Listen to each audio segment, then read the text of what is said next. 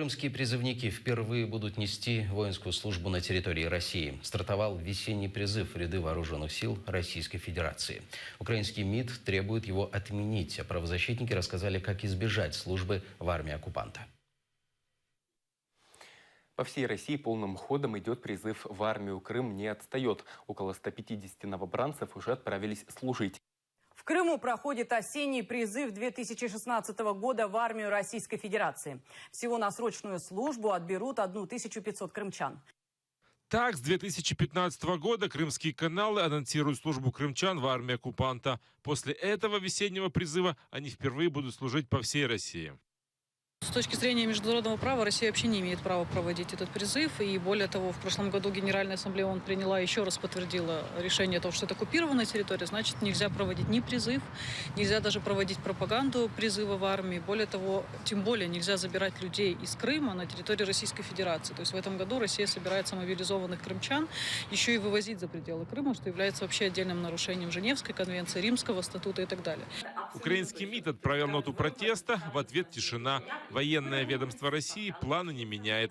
В этом году воєнкомати поставят под ружье почти 5000 кримчан. Ми вживаємо всіх політико-дипломатичних засобів для того, щоб вплинути на Росію.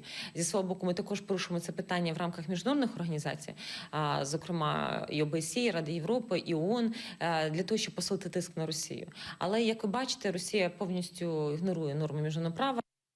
Взятка военкому или врачу, отказ от российского паспорта. Крымские призывники придумывают самые разные уловки, чтобы не служить. За уклонение от призыва штрафы и тюрьма. Другу Евгения Колоса, который отказался от съемки, пришлось покинуть полуостров. Мій однокурсник рік тому навчався у Кримському коледжі, і адміністрація коледжу поставила йому ультиматум.